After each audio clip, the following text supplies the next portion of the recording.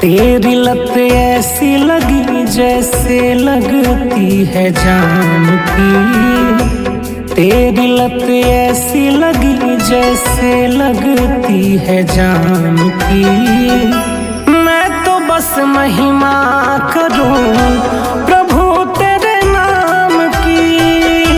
मैं तो बस महिमा करूं प्रभु तेरे नाम की।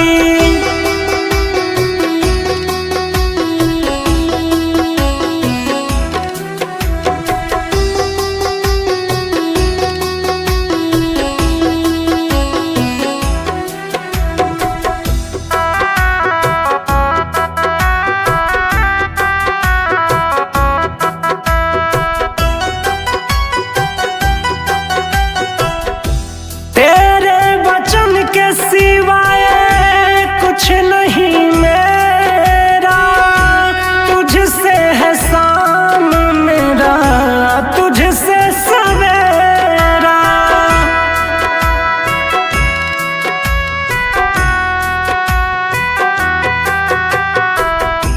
तेरे वचन के सिवाय कुछ नहीं मेरा, तुझसे है शाम तुझसे सवेरा।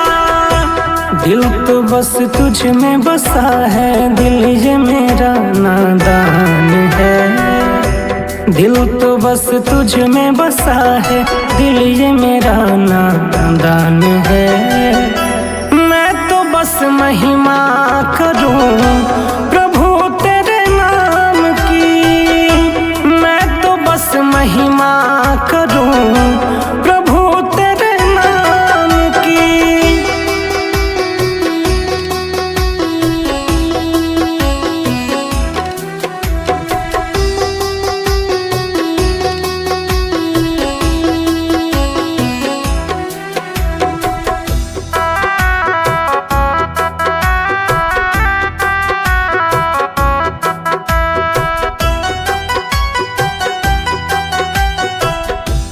तू ही किनारा है, तू ही सहारा, इस जग में लगता है सबसे तू प्यारा।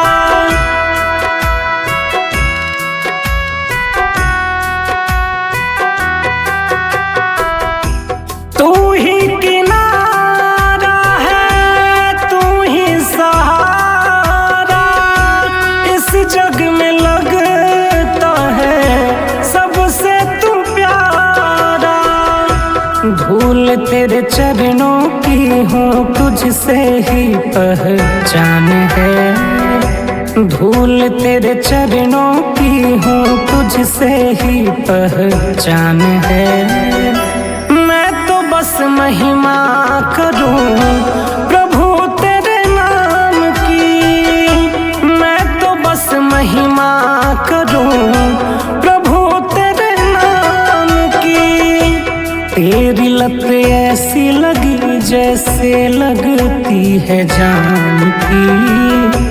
तेरी लत ऐसी लगी जैसे लगती है जान की।